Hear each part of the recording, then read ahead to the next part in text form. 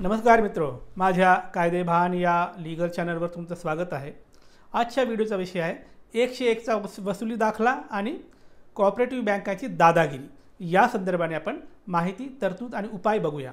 तर बरेचदा काय होतं, गावाकडे खास करून कोऑपरेटिव्ह बँकेकडून जेव्हा तुम्ही लोन घेता, पतपेढीकडून जेव्हा लोन घेता आणि तुमच्याकडून लोन वेळेवर पेमेंट झालं नाही, थकबाकी झाली, तर बँक तुम्हाला थकबाकीदाराला नोटीस पाठवते। पहिली नोटीस पाठवते, दुसरी पाठवते, स्मरणपत्र पाठवते आणि याचं व्यवस्थित डॉक्युमेंटेशन बँक आपल्या बाजूला करते आणि तुमच्याकडून काहीच प्रतिसाद नाही मिळाला तर तुमच्या विरोधात DDR कडे बँक वसुलीचा दाखला मिळावा म्हणून 101 ची केस दाखल करते आणि बँक ही केस जिंकते। का जिंकते? कारण तुम्ही जाऊन ती केस लढत नाही, तुमची बाजू मांडत नाही।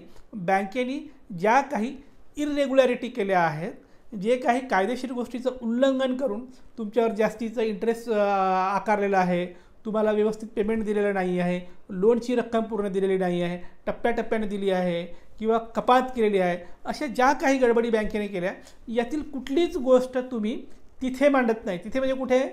जिथे 101 चा दावा बँकेने लावला आहे। कशाचा असतो 101 चा दावा? वसुली प्रमाणपत्र मिळवण्यासाठीचा दावा असतो।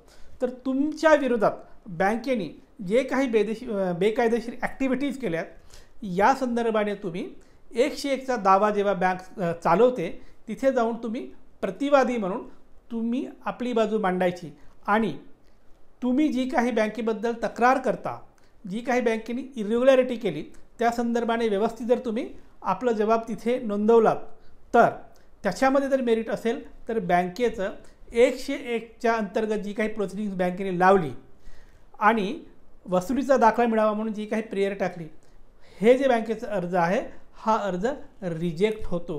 पण 100%, मी 99 नाही म्हणत, 100% थकबाकीदार या प्रक्रियेमध्ये जात नाही। बँकेने 101 चा जो दावा लावला आहे त्याच्यामध्ये जाऊन बँकेला चॅलेंज करत नाही। बँकेने जे काही तुमच्यासोबत लोन देताना सुरुवातीपासून अगदी वसुली करेपर्यंत ज्या काही इल्लीगल ॲक्टिव्हिटीज केल्यात, ह्या DDR पुढे तुम्ही मांडत नाही। त्यामुळे बँकेला विना अडथळा 101 च्या अंतर्गत वसुली दाखला मिळतो।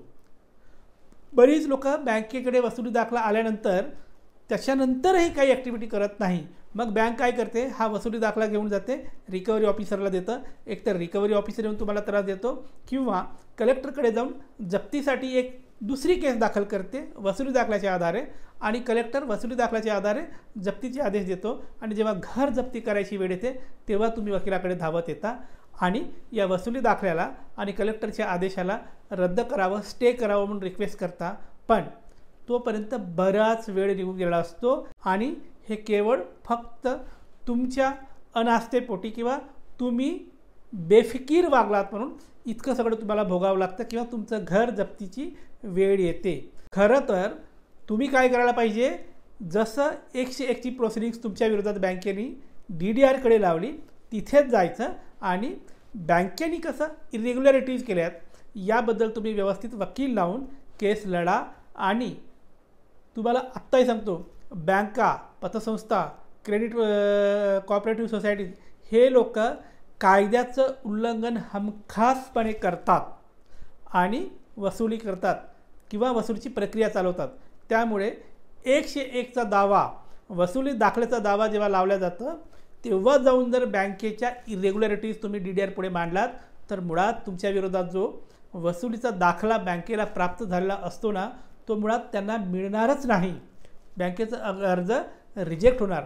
पण यासाठी तुम्ही सजग व्हायचं, सावध व्हायचं आणि जर थकबाकीदार असाल तर इथून पुढे कधीही बँकेची नोटीस आली तर बँकेशी जाऊन साटलोटक करून, सेटलमेंट करून, काहीतरी देणंघेणं करून मिटवण्याच्या ज्या काही गोष्टी करतात यातलं काहीही करायचं नाही।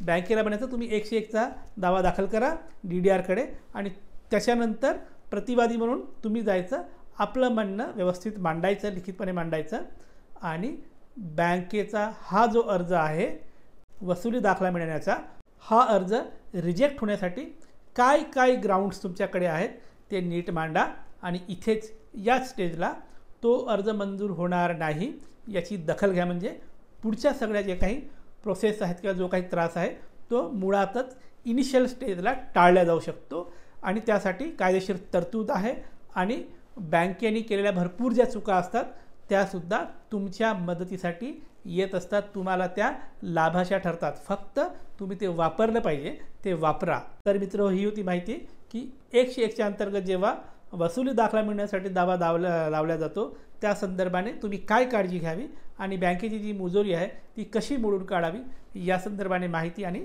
तरतुदी. तुमच्यासाठी असंच मी कायद्याचे व्हिडिओ आणत राहीन. कायद्याचं ज्ञान वाढवण्यासाठी माझं चॅनल बघत राहा आणि हो, ज्यांना कायदेशीर मदत आहे ते मला संपर्क करू शकतात. माझा नंबर तुमच्या स्क्रीनवर दिसतोय, पण थेट फोन करायचा नाही, अजिबात फोन करायचा नाही. व्हॉट्सॲपवर नाव, गाव, जिल्हा आणि केसची माहिती लिहून पाठवा. तुमच्या केसमध्ये मेरिट असेल तर आम्ही तुम्हाला सल्ला देऊ. बाय.